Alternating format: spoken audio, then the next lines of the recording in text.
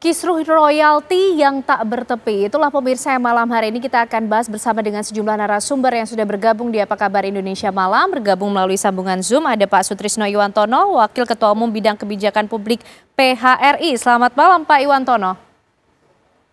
Selamat malam. Oke, baik, dan juga bergabung bersama kita ada Mas Yosi Mokalu, penyanyi dan juga pencipta lagu. Selamat malam Mas Yosi.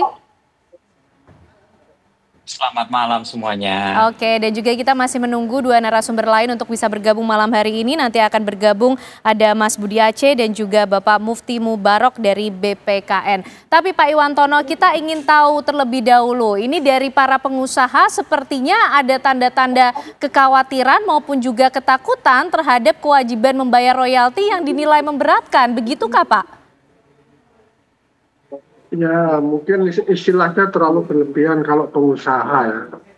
Tapi yang resah itu kan pelaku usaha ya. Pelaku usaha itu ada yang besar ada yang kecil.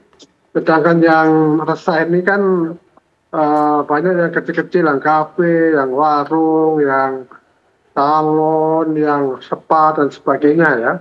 Ini adalah keresahan yang terjadi secara massal begitu, sehingga kemudian menimbulkan ketidakpastian di dalam berusaha, ketidaknyamanan di dalam berusaha gitu. Kalau dari pelaku usaha pada dasarnya,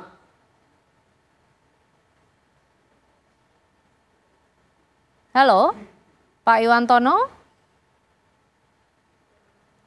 Baik.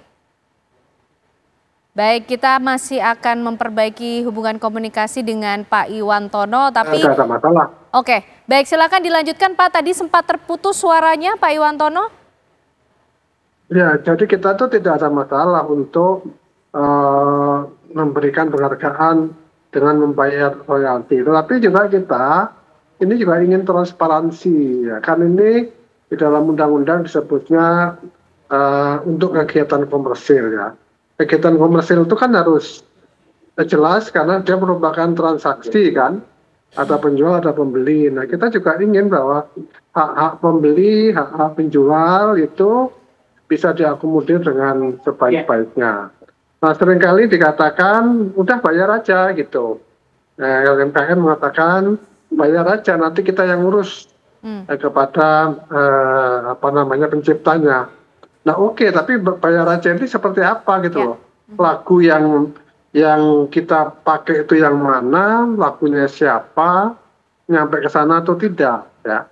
Karena sekarang gini ya, kita lihat ada beberapa musisi dan pencipta lagu yang kemudian mungkin saking satirnya gitu membebaskan, udah lagu saya nggak usah dibayar ya, puter-puter aja di mana-mana. Ini kan sebenarnya semacam satir, semacam sindiran akibat dari kondisi ini gitu ya. Kalau lagu yang penciptanya sudah merelakan gitu, kenapa kok masih dikejar-kejar? Padahal di dalam praktek itu kan ada yang namanya common use ya, ada lagu-lagu yang sifatnya common use, yaitu yang sudah penciptanya 50 tahun sudah meninggal. Itu sebenarnya kami siapa saja boleh memutar itu tanpa dikenakan royalti. Ya, ini yang pasti ada sesuatu yang tidak beres di dalam kondisi yang gaduh semacam ini. Baik, Pak Iwantono. Kita mengharapkan pemerintah untuk turun tangan, mengajak bicara semua elemen lah. Supaya clear ya. Baik, mengutamakan transparansi ya dalam hal ini. Mas Yosi, sebagai penyanyi dan juga pencipta lagu, bagaimana sih Mas melihat atau merespon polemik mengenai royalti ini yang ramai loh Mas di publik, Mas Yosi? Ya ramainya aja baru sekarang karena bertubi-tubi kan isunya ya. Tapi sebenarnya komplain dari kita kan kliennya LMKN ya. Saya kan bergabung dengan LMK, dalam hal ini juga LMKN, WAMI, ingin adanya sebuah transparansi termasuk bagaimana cara mereka mengkolek dan bagaimana cara mereka mendistribusi. Dan ini sebenarnya udah lama. Jadi masalahnya itu kalau saya lihat karena tidak adanya sistem tracking yang mumpuni, yang bisa memberikan laporan real time di mana, kapan, siapa, ya itu nggak punya. Jadi makanya ini yang akhir-akhir ini udah itunya nggak punya, karena tidak memiliki sistem tersebut lah, makanya pelanggaran etika bisnisnya besar. Sekarang isunya lagi menggelinding ya, semua orang berbicara, semua orang marah-marah di sosial medianya.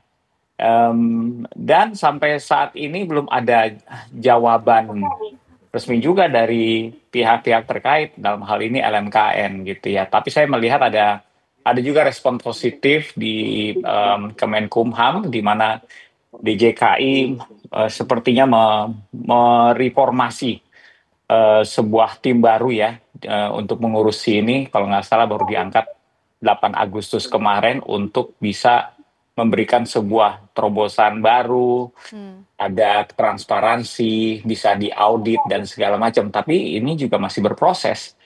Dan ya saya nggak tahu seberapa cepat ini bisa dijawab.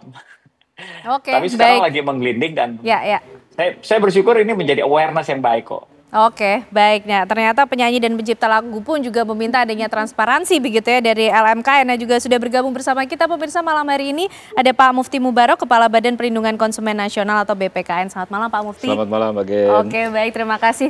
Dari duduk langsung nih Pak, kita ingin Siap. tahu juga bagaimana kemudian laporan yang diterima oleh BPKN mengenai hal ini Pak. Kisruh royalti yang nampaknya belum juga kelihatan tepinya seperti apa. Saya kira ini sudah cukup banyak pengaduan ke kami kan gitu terkait dengan beban dari pelaku usaha yang dibebankan kepada konsumen kan gitu. Jadi ini kan anarkis lah saya bilang, karena ini mestinya kan pelaku usaha yang kena royalti kan gitu.